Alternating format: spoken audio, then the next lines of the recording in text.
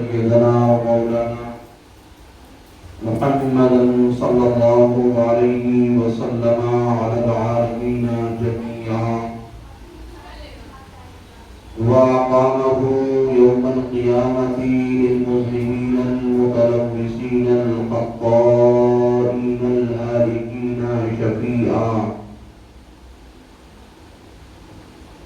فصلى الله تعالى عليه وسلم وبارك عليه وعلى كل من هو محبوب ومرضي لديه صلاة تبقى وتدوم بدوام الملك الحي القيوم ونشهد أن لا إله إلا الله وحده لا شريك له وأشهد أن سيدنا ومولانا محمدا عبده ورسوله أما بعد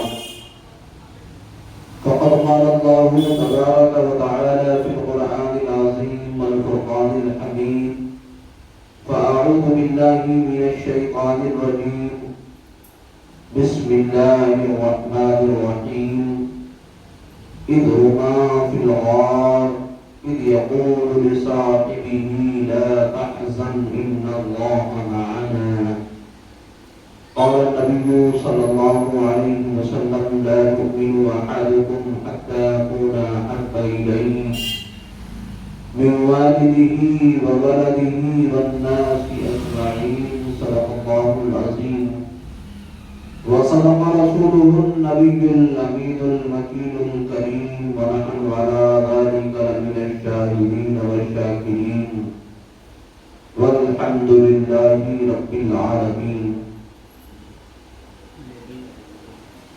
بگرداب بلا افتادہ کشتی ضعیفان شکشتارہ تو کشتی بے حق خواجہ عثمان ہارونی مدد کن یا معین الدین چشتی قادریم نعرے یا غوث اعظم میزرم طنز شیخ احمد رضا خان قطب عالم میزنم قادریم نعرے یا غوث اعظم میزنم طنز مرشد متقی مفتی اعظم میزنم الحمدللہ رب تعالیٰ کا فضل عظیم ہے کہ آج جشن یاد حسین رضی اللہ تعالیٰ عنہ کا یہ دوسرا پروگرام جس میں ہم اور آپ شرکت کی سعادت حاصل کر رہے ہیں اللہ رب العزت کی بارگاہ میں دعا ہے کہ مولا قدیر ہماری حاضریوں کو شرف قبولیت عطا فرمائے اور آقا امام علی مقام رضی اللہ تعالیٰ عنہ کے فیضان سے مالا مال فرمائے اللہ رب العزت یہاں کے مسلمانوں کے دلوں میں عشق رسول عطا فرمائے اور لوگوں کے دلوں کو مصطفیٰ جان رحمت صلی اللہ علیہ وسلم کا مدینہ بنائے یا آقا امام علی مقام آپ کی نگاہ دیکھ رہی ہے کہ کون کون اس آواز کو سن رہا ہے میرے آقا امام علی مقام ان لوگوں کے دلوں میں محبت پیدا فرما دے ان لوگوں کے دلوں میں محفل پاک کے لیے محبت پیدا فرما دے سرکار کرم فرما دے آج بیان کرنے سے قبل میں بہتر اور مناسب یہ سمجھتا ہوں آئیے ہم اور آپ سب سے پہلے اپنے اور ساری کائنات کے مرکز عقیدت بے یاروں کے یار بے مددگاروں کے مددگار شفیع روز شمار گلشن ہستی کے اولی فصل بہار جامع عالمین طٰہٰ و یاسین حضور رحمت للعالمین جناب محمد رسول اللہ صلی اللہ علیہ وسلم کی بارگاہ اقدس و مقدس میں اپنی غلامی کا ثبوت پیش کرتے ہوئے والہانہ عاشقانہ خادمانہ غلامانہ انداز میں محبت کے ساتھ ہدیہ درود پیش کریں اور پڑھیں اللہم صلی علی سیدنا مولانا محمد معدن الجود والکرم وآلہ وبارک وسلم صلاۃ و سلام علیک یا رسول صلی اللہ علیہ وسلم۔ عزیزان ملت اسلامیہ، کل میں نے آقا کریم صلی اللہ تعالیٰ علیہ وسلم کی پیدائش سے لے کر کے وفات تک میں نے جو مجھ سے میسر آیا اپنے علمی لسان کے مطابق میں نے کچھ روشنی ڈالی تھی۔ آج افضل الخلق بعد الانبیاء یار غار مصطفیٰ حضور سیدی سعدی آقائی و مولائی حضور سیدنا سرکار ابو بکر صدیق رضی اللہ تعالیٰ عنہ کے تعلق سے بیان کرنا ہے۔ آقا کریم صلی اللہ علیہ وسلم کے رفیق اور ہم سفر، آقا کریم صلی اللہ علیہ وسلم کے اول جانشین حضرت سیدنا سرکار ابو بکر صدیق رضی اللہ تعالیٰ عنہ کی ذات مبارکہ وہ ذات مبارکہ ہے کہ آقا کریم صلی اللہ علیہ وسلم کا کلمہ آپ نے نہیں پڑھا تھا، پھر بھی آقا کریم صلی اللہ علیہ وسلم سے محبت کیا کرتے تھے اور آقا کریم صلی اللہ علیہ وسلم کے دوست بنے ہوئے تھے۔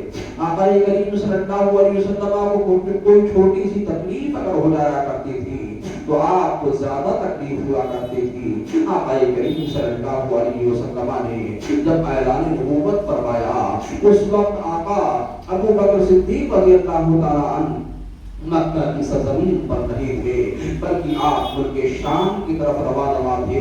آپ بہت بڑے تاجر تھے، آپ بہت بڑے مالدار تھے۔ اللہ رب العزت نے آپ کو بہت بڑا مالدار بنایا تھا، اللہ رب العزت نے آپ کو وسیع النظر بنایا تھا۔ اتنے بڑے مالدار تھے، اتنے بڑے مالدار تھے، بہت بڑے تاجر تھے۔ اللہ رب العزت نے آپ کو بہت ساری دولتوں سے نوازا تھا۔ آپ سامان تجارت لے کر کے ملک شام کی طرف جا رہے تھے۔ یہ اچانک جو ہے شام ہو جایا کرتی ہے، جب شام ہو جاتی ہے وہاں پر ایک گرجا گھر نظر آتا ہے، ایک ابراہیم کا مقام نظر آتا ہے۔ آپ کے ساتھیوں نے کہا تھا اے ابو بکر صدیق آج یہیں پر ہم سب پڑاؤ ڈالتے ہیں، آج ہم یہیں رک جاتے ہیں اور رکنے کے بعد میں یہیں پر قیام کر کے صبح کا سفیدہ جب نمودار ہوگا تو ایسی صورت میں ہم لوگ یہاں سے نکل لیں گے۔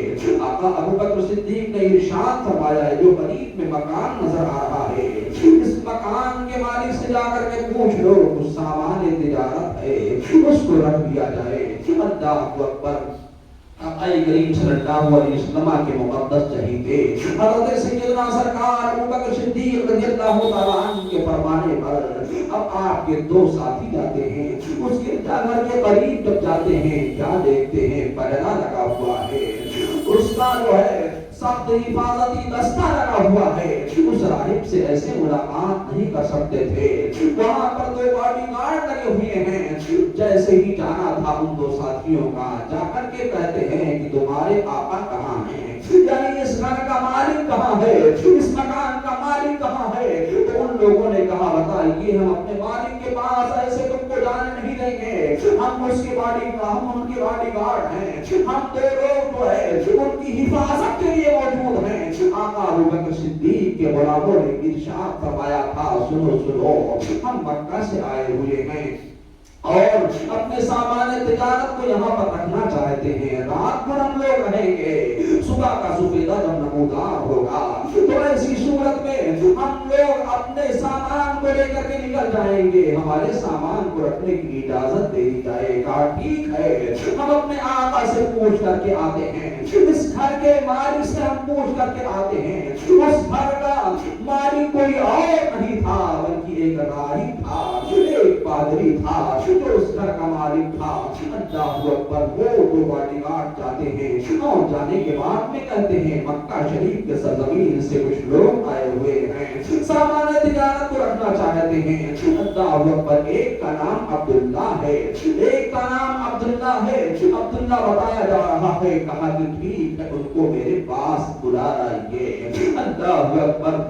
اتنا کہنا تھا وہ دو باڈی گارڈ جاتے ہیں اور جانے کے بعد میں ابو بکر صدیق رضی اللہ تعالیٰ عنہ کی بارگاہ میں عریضہ پیش کرتے ہیں، آپ کا نام عبداللہ ہے، کیا آپ ہی اس لشکر کے سپہ سالار ہیں؟ کہا ہاں میں ہی اس لشکر کا سپہ سالار ہوں اور میں ہی سب سے بڑا تاجر ہوں۔ کہا کہ تمہیں ہمارے آقا نے بلایا ہے، تمہیں جو ہے اس گھر کے مالک نے بلایا ہے، اس مکان کے مالک نے بلایا ہے۔ اللہ اکبر۔ حضرت سیدنا ابو بکر صدیق رضی اللہ تعالیٰ عنہ تشریف لے گئے۔ جیسے ہی تشریف لے جانا تھا بہت ساری نشانیاں ظاہر ہو جاتی ہیں۔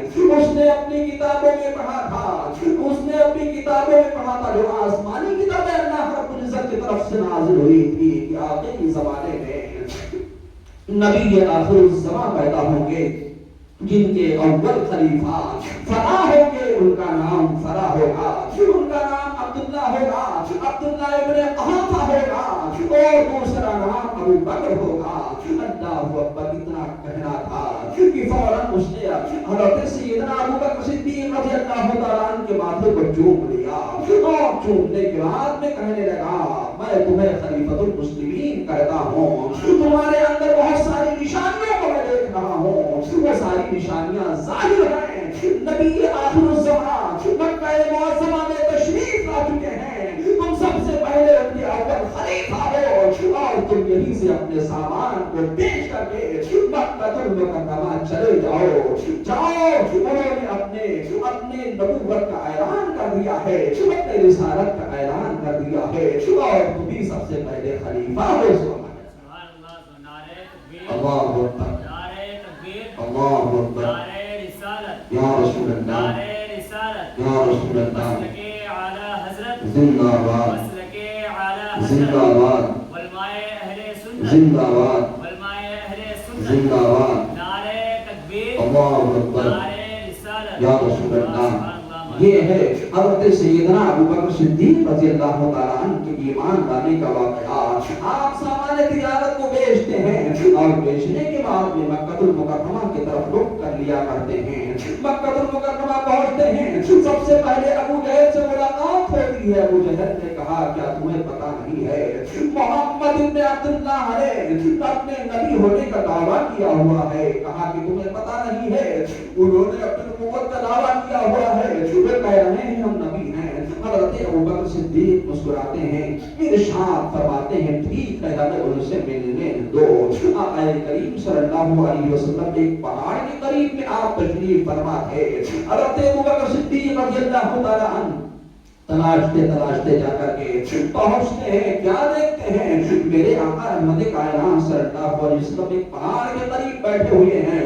اپنے غلام حضرت ابو بکر صدیق رضی اللہ تعالیٰ عنہ کو آتے ہوئے دیکھ کر میرے آقا ابو بکر صدیق رضی اللہ تعالیٰ عنہ کا استقبال کرتے ہیں اور اپنے سینے سے لگاتے ہیں، کہتے ہیں میں آخری نبی ہوں، اللہ نے مجھے یہ فرمایا ہے کہ اے محمد اپنے نبی ہونے کا اعلان کر دو، اپنے رسول ہونے کا اعلان کر دو۔ سبحان اللہ۔ حضرت ابو بکر صدیق رضی اللہ تعالیٰ عنہ نے ارشاد فرمایا، عریضہ پیش کیا، اگر آپ اللہ کے نبی ہیں میں تو آپ سے پہلے ہی سے محبت کرتا تھا، آپ سے میں پہلے ہی سے محبت کرتا تھا، الحمدللہ ثم الحمدللہ۔ آپ اللہ کے نبی ہیں، اللہ کا جو نبی ہوتا ہے کسی نہ کسی کمال خوبی کا جامع ہوا کرتا ہے، لہذا اور معجزہ دکھایا کرتا ہے۔ آقا کریم صلی اللہ علیہ وسلم ارشاد فرماتے ہیں، اے ابو بکر صدیق تم ملک شام کی طرف جا رہے تھے اور راستے میں تم سے راہب سے ملاقات ہوئی ہے، اس راہب نے تم سے کیا کیا کہا ہے، اتنا سنتے ہیں دل کی دنیا بدل جاتی ہے اور عریضہ پیش کرتے ہیں، حقیقت میں آپ اللہ کے نبی ہیں، حقیقت میں آپ اللہ کے رسول ہیں، اور مجھے اپنا کلمہ پڑھائیے، مجھے بھی مشرف اسلام کیجیے۔ میں کلمہ پڑھ رہا ہوں، اشہد ان لا الہ الا اللہ و اشہد ان محمدا عبدہ و رسولہ۔ یا رسول اللہ میں بھی آپ کا غلام اور خادم ہوں۔ سبحان اللہ، سبحان اللہ، نعرہ تکبیر، نعرہ رسالت، مسلک اعلیٰ حضرت زندہ باد، شہید اعظم زندہ باد، شہید اعظم کانفرنس، زندہ باد، نعرہ تکبیر، اللہ، نعرہ رسالت، یا رسول اللہ۔ یہ ہیں حضرت سیدنا ابو بکر صدیق رضی اللہ تعالیٰ عنہ جن کے ایمان لانے کا یہ واقعہ ہے۔ پھر آقا کریم صلی اللہ علیہ وسلم کے تمام دشمن دھیرے دھیرے پیدا ہونے لگے۔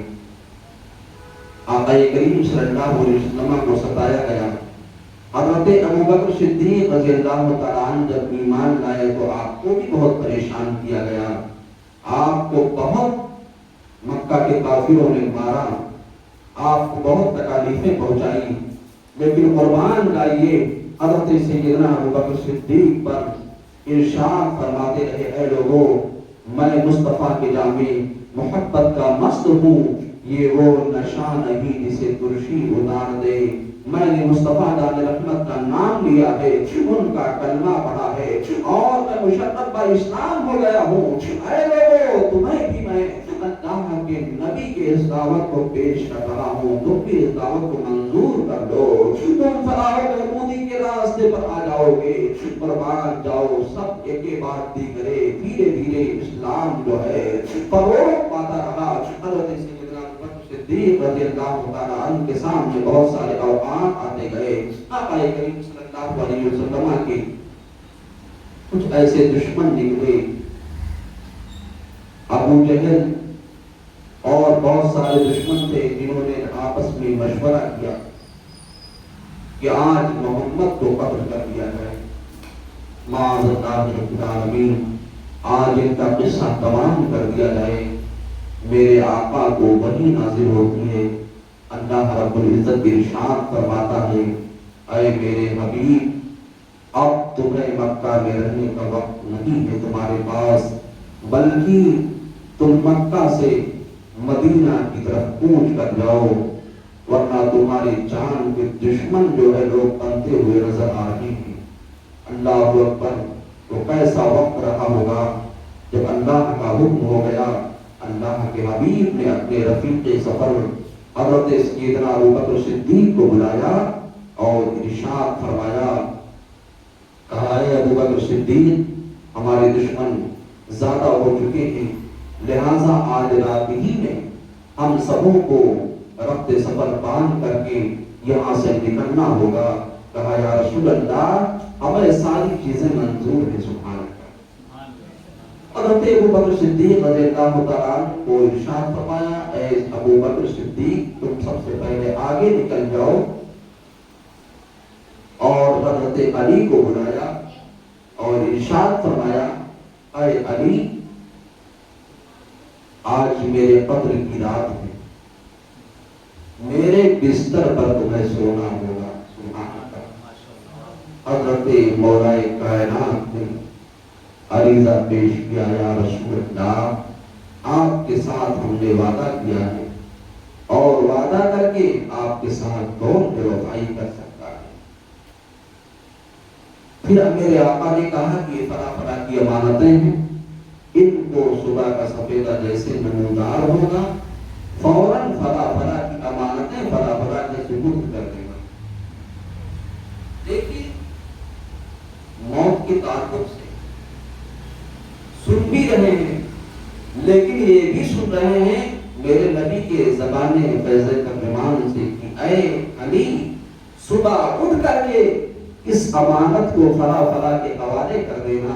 سبحان اللہ، اس جگہ سے یہ پتا چل رہا ہے کہ قتل کی رات ضرور تھی، لیکن حضرت مولا کائنات کو لوگ قتل نہیں کر سکتے تھے، ان کو جو ہے دنیا سے ختم نہیں کر سکتے تھے، اس لیے مولا کائنات کو میرے نبی نے ارشاد فرمایا تھا، اور جب میرے نبی نے ارشاد فرما دیا تو نبی کی بات کبھی ٹل نہیں سکتی ہے۔ دنیا جو ہے، دنیا کا نظام درہم برہم ہو سکتا ہے، لیکن نبی کی بات کبھی ٹل نہیں سکتی ہے۔ حضرت مولا کائنات اس طرح نبوت پر آرام فرما رہے تھے، آقا کریم صلی اللہ علیہ وسلم کے گھر کو لوگوں نے گھیر کر کے رکھا تھا کہ ابھی محمد نکلیں گے اور ان کا کام تمام کر دیا جائے گا۔ میرے آقا رحمت کائنات صلی اللہ علیہ وسلم گھر سے باہر نکلتے ہیں، تھوڑی سی خاک کو اٹھاتے ہیں اور کچھ پڑھتے ہیں، اور دشمنوں کی طرف اس خاک کو پھینک دیا کرتے ہیں، دشمن اندھے ہو جایا کرتے ہیں، انہی کے درمیان سے میرے آقا رحمت کائنات صلی اللہ علیہ وسلم تشریف لے جاتے ہیں، اور دشمنوں کو خبر تک بھی نہیں ہوتی ہے۔ سبحان اللہ۔ عزیزان ملت اسلامیہ، آگے جا کر کیا دیکھتے ہیں؟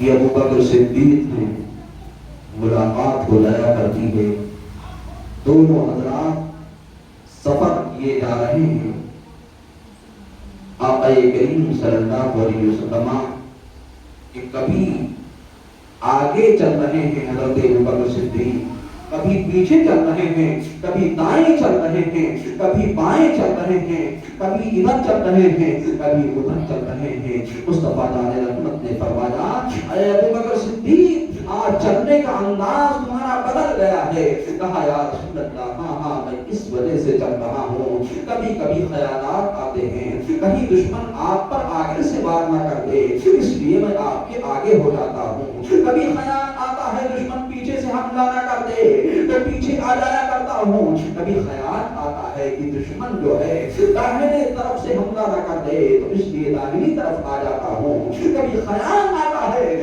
دشمن بائیں طرف سے حملہ نہ کر دے تو بائیں طرف آ جایا کرتا ہوں۔ یا رسول اللہ، اگر کوئی تیر چلائے تو ابو بکر صدیق ہی کے جسم پر لگے، ابو بکر صدیق ہی گھائل ہو۔ یا رسول اللہ، آپ پر حرف نہ آنے پائے۔ میرے آقا، میرا یہ کہنا ہے، آقا کریم صلی اللہ علیہ وسلم نے ارشاد فرمایا اے ابو بکر صدیق، تمہارا ساتھی اللہ ہے اور تمہارا مددگار اللہ رب العزت ہے، دشمن تمہارا کچھ بھی نہیں کر سکتا۔ رفتہ رفتہ بڑھتے چلے جا رہے ہیں، ہمارے سور کے قریب میں میرے آقا رحمت کائنات صلی اللہ تعالی علیہ وسلم ارشاد فرماتے ہیں اے ابو بکر صدیق، آج اسی غار کے اندر ہم چاہتے ہیں قیام کر لیا جائے،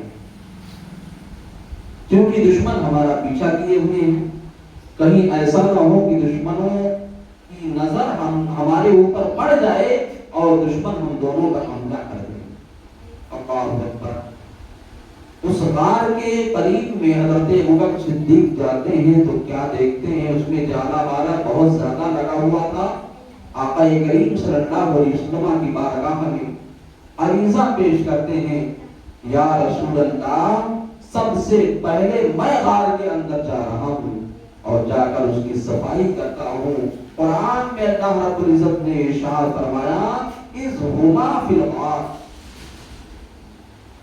اذ یقول لصاحبہ لا تحزن ان اللہ معنا۔ دو میں سے دوسرا جب گیا غار کے اندر، اب دو ہی تھے تو اس میں پہلے حضرت ابوبکر صدیق ہوئے اور دوسرے میرے مصطفیٰ ہوئے، سبحان اللہ۔ اس غار میں جانے کی کیفیت اللہ رب العزت قرآن پاک میں ارشاد فرما رہا ہے، سبحان اللہ۔ اذ ہما فی الغار اذ یقول لصاحبہ، جب دو میں سے دوسرا یعنی حضرت ابوبکر صدیق رضی اللہ تعالیٰ عنہ نے اس غار میں جا کر کے اس کی صاف صفائی کی اور صاف صفائی کرنے کے بعد میں آقا کریم صلی اللہ علیہ وسلم کی بارگاہ میں عریضہ پیش کیا، یا رسول اللہ صلی اللہ علیہ وسلم، اب آپ غار کے اندر تشریف لے آئیں تو میرے آقا دوسرے ہوئے اور اس غار میں جانے والے حضرت ابوبکر صدیق وہ پہلے ہوئے، تو آقا کریم صلی اللہ علیہ وسلم جب اس غار میں تشریف لے گئے تو آقا کریم صلی اللہ علیہ وسلم نے ارشاد فرمایا لا تحزن ان اللہ معنا، اے میرے ساتھی تم گھبراؤ نہیں، تم پریشان نہ رہو، اللہ ہمارے ساتھ ہے، سبحان اللہ۔ عزیزان ملت اسلامیہ، یہ اللہ نے غار میں جانے کی کیفیت کو بیان فرمایا۔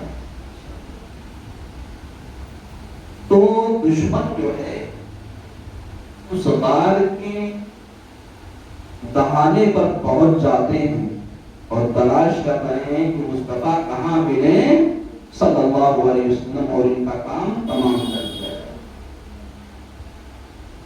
تو اس غار کے دہانے پر یعنی اس غار کے دروازے پر مکڑیوں نے جانے کو بند دیا تھا. سبحان اللہ. ایسا لگ رہا تھا کہ کوئی اس میں گیا ہی نہیں. اسی لیے کہا جاتا ہے کہ مکڑی جو ہوتی ہے بہت وفادار ہو. اس نے اپنے وفاداری کا ثبوت پیش کیا. اسی لیے قرآن و حدیث میں مکڑیوں کا جو ہے ذکر بھی آیا ہوا ہے. دشمن وہاں تک پہنچے اور پہنچنے کے بعد میں واپس آ گئے. کہا کہ اس غار میں کوئی ہے ہی نہیں. اس میں جانے کا مطلب کیا ہے؟ کوئی مطلب ہی نہیں ہے. تو دشمن تیر و تلوار سے لیس تھے اور مصطفیٰ جان رحمت کو تلاش رہے تھے. لیکن اللہ نے اپنے حبیب کی حفاظت کس طرح فرمائی. سبحان اللہ. اب جب غار میں گئے تو غار میں جاتے ہی میرے مصطفیٰ کو نیند آ گئی. سبحان اللہ. اور غار کے اندر بہت سارے سوراخ. غار کے اندر بہت سارے سوراخ تھے. تو حضرت ابوبکر صدیق نے کپڑوں کو پھاڑ کر کے اور سارے سوراخوں کو بند کر دیا. سارے سوراخوں کو بند کر دیا. لیکن ایک سوراخ تھا جس کے لیے کپڑا میسر نہ آیا. تو حضرت ابوبکر نے اپنے ایڑی کو وہاں پر لگا لیا تاکہ یہاں سے کوئی ایسا جانور نکل کر کے میرے حبیب پر حملہ نہ کر دے. اب اس میں ایک سانپ تھا. وہ سانپ کئی سالوں سے انتظار کر رہا تھا اس غار کے اندر نبی آخر الزمان کی جلوہ گری ہوگی. وہ انتظار میں تھا کہ ہم نکلیں گے اور نکل کر کے رخ مصطفیٰ کا دیدار کریں گے. سبحان اللہ. تو اس نے اندر سے منہ مارنا شروع کیا. آواز دیا اے ابوبکر صدیق اپنے ایڑی کو ہٹا لیجیے. میں مارے غار ہوں مارے غار. آقا کریم صلی اللہ علیہ وسلم کے رفیق نے ارشاد فرمایا اے تو اے ڈسنے والے اے اندر سے آواز دینے والے جانور سن لے. اگر تم مارے غار ہے تو میں ابوبکر صدیق ہوں میں آرے غار ہوں. سبحان اللہ. یہاں تک کہ حضرت ابوبکر صدیق رضی اللہ تعالیٰ عنہ کو اس سانپ نے ڈس لیا. اس سانپ نے ڈس لیا تو وہ زہر سرایت کر گیا. پورے جسم میں زہر پھیل رہا تھا. آقا کریم صلی اللہ علیہ وسلم اپنے سر مقدس کو آپ کے رانوں پر رکھ کر کے سو رہے تھے. جب زہر سرایت کیا تو آنکھوں سے اشکوں کا سیلاب روا روا ہو گیا. وہ اشک یعنی آنسو رخ مصطفیٰ پر پڑتے ہیں. آقا کریم صلی اللہ علیہ وسلم بیدار ہوتے ہیں اور کہتے ہیں اے ابوبکر صدیق تمہیں کس چیز نے اڑایا ہے. اے ابوبکر صدیق تمہیں کیا ہو گیا. کہا یا رسول اللہ ایک سوراخ تھا. وہ سوراخ پر میں اپنی ایڑی کو رکھے ہوئے تھا. شاید کوئی سانپ تھا اس نے ڈس لیا ہے. یا رسول اللہ پورے بدن میں زہر سرایت کر گیا ہے. یا رسول اللہ ایسا لگ رہا ہے کہ ہم جی نہیں پائیں گے. میرے نبی نے ارشاد فرمایا اے ابوبکر صدیق گھبرانے کی ضرورت نہیں ہے. پریشان ہونے کی ضرورت نہیں ہے. تمہارے ساتھ حیات ابدی کا جام پہنانے والا نبی آخر الزمان موجود ہے. آقا کریم صلی اللہ علیہ وسلم نے جب اتنی بات کہی تو حضرت ابوبکر صدیق مسکرا پڑے. میرے نبی نے اپنے تھوک شریف کو نکالا. سبحان اللہ. میرے نبی کے تھوک شریف میں اتنے اثرات تھے کہ آقا کریم صلی اللہ علیہ وسلم نے اپنے تھوک شریف کو نکال کر کے سانپ نے جہاں ڈسا تھا اس جگہ پر لگا دیا. فوراً سارے زہر کے اثرات زائد ہو گئے اور ختم ہو گئے. حضرت ابوبکر صدیق بیٹھ کر کے مسکرا رہے ہیں. واقعات بہت طول و طویل ہیں میرے عزیزوں. حضرت سیدنا ابوبکر صدیق رضی اللہ تعالیٰ عنہ کی ذات مقدسہ وہ ذات مقدسہ ہے کہ ایک بار دین کے راستے میں خرچ کرنے کی باری آئی. میرے نبی نے ارشاد فرمایا کون ہے جو اسلام کے راستے میں اپنے مال کو راہ خدا میں صرف کرے. تمام اصحاب رسول اللہ اپنے اپنے گھروں کو جاتے ہیں اور جانے کے بعد میں اپنے مالوں کا حصہ لوگ بناتے ہیں. کوئی پورے مال کو اکٹھا کر کے 3 حصہ بنا رہا ہے, کوئی 4 حصہ بنا رہا ہے, کوئی 2 حصہ بنا رہا ہے. یعنی کچھ اپنے گھر پہ ضروریات کے سامان چھوڑ کر کچھ لوگ سوچتے تھے کہ اپنے گھر کے گھر والے بھی کھائیں اور آقا کی بارگاہ میں بھی پیش ہو جائے. لیکن حضرت ابوبکر صدیق گھر پہ جاتے ہیں اور جانے کے بعد میں گھر کے سارے سامان کو اکٹھا فرماتے ہیں, یہاں تک کہ گھر کی ساری چیزوں کو اکٹھا فرماتے ہیں اور اکٹھا فرمانے کے بعد میں اپنے جسم کے کپڑے کو نکال دیا کرتے ہیں اور نکال کر کے وہ بھی رکھ دیا کرتے ہیں. ٹاٹ پہن لیا کرتے ہیں, بوری پہن لیا کرتے ہیں اور پہننے کے بعد میں گٹھر بناتے ہیں, اپنے مقدس سر پہ رکھ کر کے لا رہے ہیں. اصحاب رسول اللہ کا مال مصطفیٰ جان رحمت کی بارگاہ میں پیش ہو چکا ہے. سارے لوگ اپنے مالوں کو پیش کر چکے ہیں. حضرت عثمان غنی اپنے مال کو پیش کر چکے ہیں, حضرت عمر فاروق اعظم اپنے مال کو پیش کر چکے ہیں, حضرت عبیدہ بن جراح اپنے مال کو پیش کر چکے ہیں. میرے نبی نے ارشاد فرمایا میرے اصحاب سبھی حضرات کے مال کیا پیش ہو گئے؟ کہاں یا رسول اللہ, سب کے مال پیش ہو چکے ہیں. کہا ابھی میرا ایک دیوانہ آنے والا ہے, میری نگاہیں دیکھ رہی ہیں تم سبھی پر وہ سبقت لے جائے گا, یعنی وہ آگے بڑھ جائے گا اور تم سب پیچھے رہ جاؤ گے. عزیزان ملت اسلامیہ, حالات ایسے ہوئے کہ سب کے سب جو ہے اپنے مالوں کو پیش کرتے ہیں. لیکن قربان جائیے حضرت سیدنا ابوبکر صدیق پر, سبحان اللہ, آپ اپنے گھر کے سارے سامان کو اکٹھا فرماتے ہیں اور اکٹھا فرمانے کے بعد مقدس سر پہ رکھ لیتے ہیں اور رکھنے کے بعد میں آنکھوں سے اشکوں کا سیلاب روا روا. دیکھنے والے جب حضرت ابوبکر صدیق کو دیکھتے ہیں تو کہتے ہیں شاید ابوبکر صدیق پورے مال کو مصطفیٰ کی بارگاہ میں پیش کر رہے ہیں, جس وجہ سے رو رہے ہیں.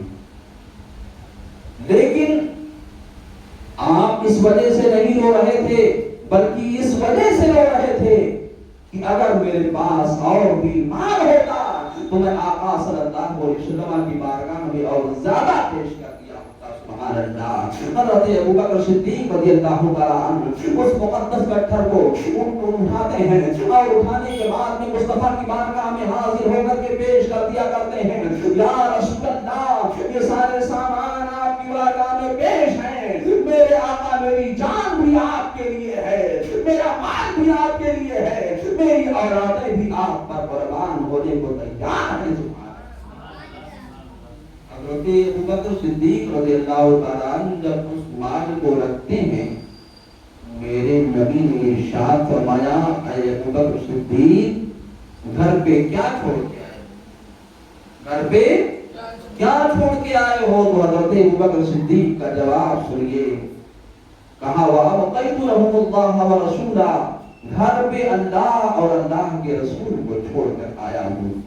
شاعر کہتا ہے پروانے کو چراغ بلبل کو پھول بس, پروانے کو چراغ بلبل کو پھول بس, صدیق کے لیے ہے خدا کا رسول بس, صدیق کے لیے ہے خدا کا رسول بس. یہ ہے حضرت ابوبکر صدیق رضی اللہ تعالیٰ عنہ.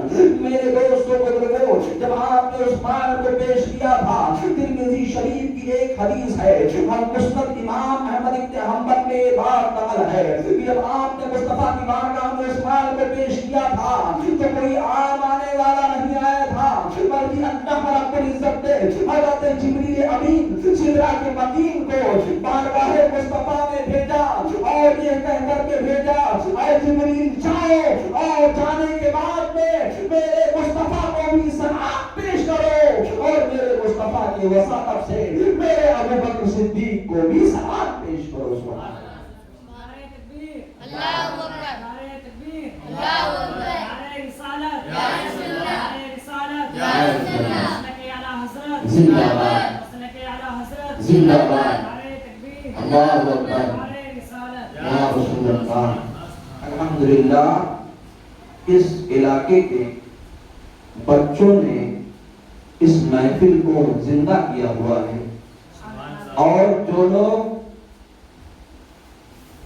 یہاں کے معمر لوگ ہیں اللہ تعالیٰ انہیں عقل سلیم عطا فرمائے کہ وہ بھی اس محفل پاک میں آئے. ایسا لگ رہا ہے کہ میرے گھر کی بات ہو رہی ہے, یہ مصطفیٰ کے خاندان کی بات ہو رہی ہے, مصطفیٰ کے نواسوں کی بات ہو رہی ہے, مصطفیٰ کے وفاداروں کی بات ہو رہی ہے. یہ کسی عام کی بات نہیں ہو رہی ہے بلکہ مصطفیٰ جان رحمت کے وفاداروں کی بات ہو رہی ہے. جہاں پر وفاداروں کی بات ہو وہاں پر شخصیت نہیں دیکھی جاتی بلکہ زانوں عدد طے کر کے اس جگہ پر پہنچ کر کے اپنے غلامی کا ثبوت پیش کیا جاتا ہے. اور مصطفیٰ جان رحمت مدینہ شریف کے سرزمین سے اپنے غلاموں کو مشاہدہ کر رہے ہیں کہ میرے کون کون سے غلام دارالعلوم قادریہ میں آ کر کے میرے غلاموں کے ذکر کو سن رہے ہیں, میرے نبی یہ بھی دیکھ رہے ہیں اور کون نہیں آ رہا ہے یہ بھی میرے مصطفیٰ دیکھ رہے ہیں. اور ایسا نہیں ہے, سب سے سوال و جواب ہوگا. جو مسلمان ہیں اہل ایمان ہیں ان سے سوال ہوگا کہ تمہارے محلے میں محفل میلاد کو رچایا جاتا تھا, بسایا جاتا تھا, اس میں تم شریک کیوں نہیں ہوتے تھے؟ اس وقت کیا جواب دیں گے؟ بات چل رہی تھی حضرت ابوبکر صدیق کی, کیونکہ ٹائم بہت کم ہے. حضرت ابوبکر صدیق نے جب مال کو پیش کیا تو اللہ تعالیٰ اتنا خوش ہوا کہ اللہ نے حضرت جبریل کو بھیج دیا اور کہا جاؤ جا کر کے میرے مصطفیٰ کو سلام پیش کرو اور مصطفیٰ کے غلام ابوبکر صدیق کو بھی سلام پیش کرو. اس لیے کہ ابوبکر صدیق نے اپنے گھر پہ کچھ بھی نہیں چھوڑا ہے بلکہ مصطفیٰ جان رحمت کی آواز پر لبیک کہا ہے اور گھر کے سارے سامان کو اٹھا لائے اور لا کر کے میرے مصطفیٰ کی بارگاہ میں پیش کر دیے ہیں. تو ان کا مقام بہت ہی اعلیٰ ہے. اسی وجہ سے حضرت ابوبکر صدیق کا مقام انبیاء کے بعد مسلمانوں میں اور انسانوں میں سب سے اعلیٰ ہے. سبحان اللہ. اور اللہ رب العزت نے حضرت جبریل کو ارشاد فرمایا کہ ابوبکر صدیق کو بھی میرا سلام پیش کرو اور میرے ابوبکر صدیق سے پوچھو کہ کیا وہ مجھ سے راضی ہیں. یہ کون پوچھ رہا ہے؟ اللہ تعالی خود پوچھ رہا ہے. کس کے ذریعے پوچھ رہا ہے؟ حضرت جبریل امین جو ملائکہ مقربین یعنی فرشتوں کے سردار ہیں, جن کے پر جبے ہوئے ہیں. اور اے بچوں, اے علم دین حاصل کرنے والوں, یہی جبریل امین سدرہ کے مکین ہیں. اللہ کے رسول صلی اللہ علیہ وسلم ارشاد فرماتے ہیں جو بچے علم دین حاصل کیا کرتے ہیں ان کا مقام ایسا ہو جایا کرتا ہے کہ وہ بچے جب راستوں سے گزرتے ہیں تو جبریل امین اپنے پر کو بچھا دیا کرتے ہیں اور مہمان رسول ان کے پر سے گزرا کرتا ہے. سبحان اللہ. وہ جبریل امین ہیں, فرشتوں کے سردار ہیں. ان کے ذریعے پوچھوایا پوچھو کہ کیا ابوبکر صدیق اپنے رب سے راضی ہیں؟ حل انت ان ربک راضی, یعنی ابوبکر صدیق سے پوچھو کہ انہوں نے میرے نام میں مصطفیٰ کے فرمانے پر اپنے سارے مال کو صرف کر ڈالا ہے، تو کیا ابو بکر صدیق اپنے خدا سے راضی ہیں؟ اللہ اکبر! اتنا بڑا مقام کسی کو آج تک نہیں ملا ہوگا کہ اللہ خود پوچھے کہ کیا ابو بکر صدیق مجھ سے راضی ہیں؟ حضرت ابو بکر صدیق سے میرے نبی نے ارشاد فرمایا، اے ابو بکر صدیق، یہ جبریل کیا کہہ رہے ہیں؟ یہ جبریل یہ کہہ رہے ہیں کہ ابو بکر صدیق کیا مجھ سے راضی ہیں؟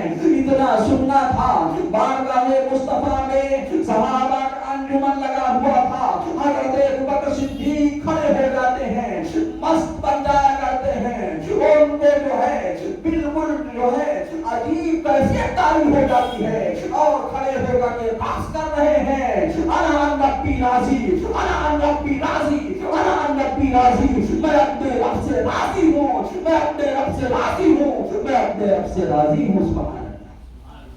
کون کہہ رہے ہیں؟ ابو بکر صدیق کہہ رہے ہیں۔ سبحان اللہ! ان کا مقام بہت بہت اعلیٰ۔ اور جب آپ نے بہت سارے امور کو انجام دیا، مسجد نبوی شریف کی زمین میں آپ نے بہت بڑا حصہ لیا۔ سبحان اللہ! اپنے سارے مال کو اللہ کے راہ میں صرف کر دیا، تبھی تو اتنا بڑا مقام ملا، ورنہ اتنا بڑا مقام نہیں ملتا۔ یہ اللہ کی رضا تھی۔ وہ ابو بکر صدیق جن کے تعلق سے میرے مصطفیٰ نے اس دنیا سے جاتے جاتے ارشاد فرمایا تھا کہ میں پورے دنیا کے احسانات کو چکا چکا ہوں، لیکن ابو بکر صدیق کے احسان کو نہیں چکا پایا ہوں، کل بروز محشر ان کے احسان کو چکاؤں گا، اور ابو بکر صدیق ہی میرے سچے اور پکے جانشین ہیں۔ یہی وجہ ہے کہ سب سے پہلے خلیفہ بھی آپ ہی ہیں۔ سبحان اللہ! جب آپ نے 2 سال 3 ماہ کچھ دن امور خلافت کو انجام دیا، سن 13 ہجری تھی،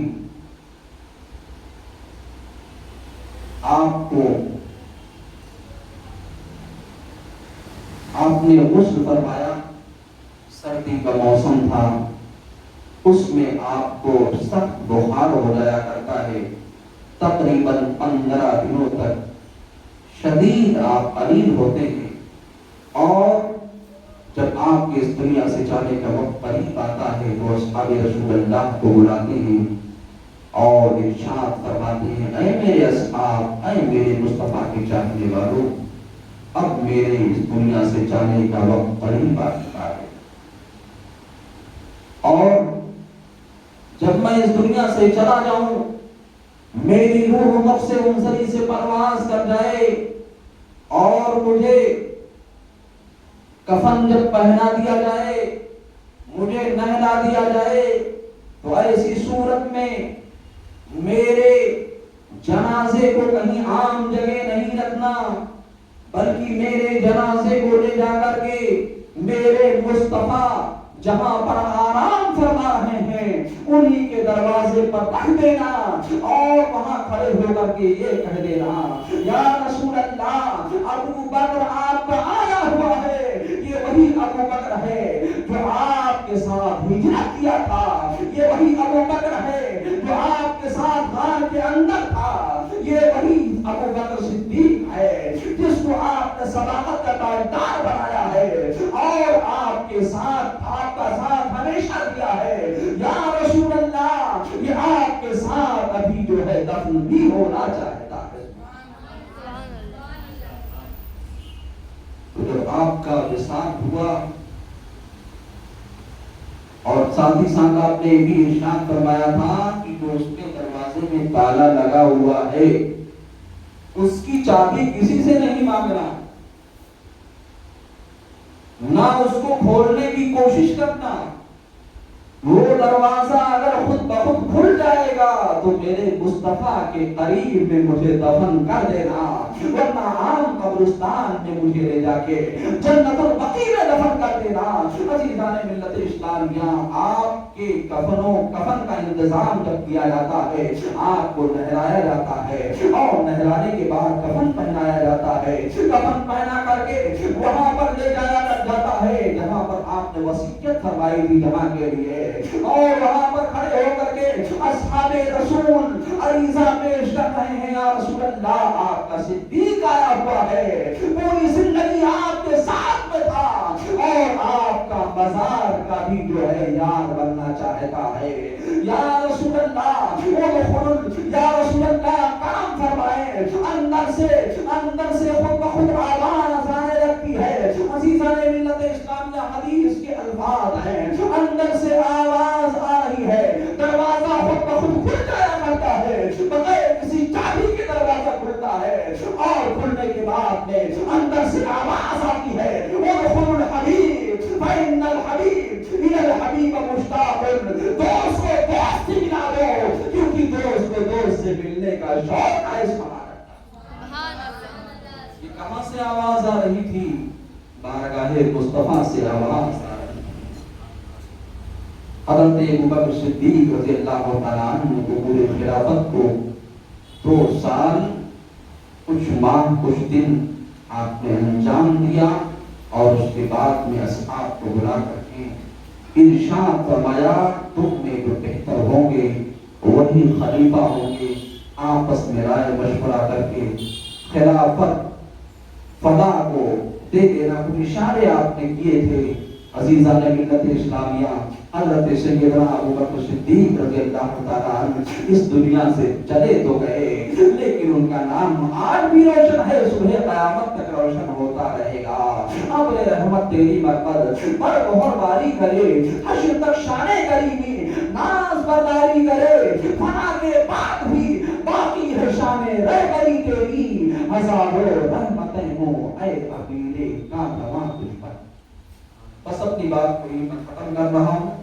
کل انشاءاللہ خلیفہ 2 حضرت سیدنا سرکار عمر فاروق اعظم رضی اللہ تعالیٰ عنہ کے تعلق سے بیان کیا جائے گا، اور یہاں کے تمام مسلمانوں سے میری گزارش ہے اگر آپ کی غیرت زندہ ہے تو ضرور آپ آئیں اور آ کر کے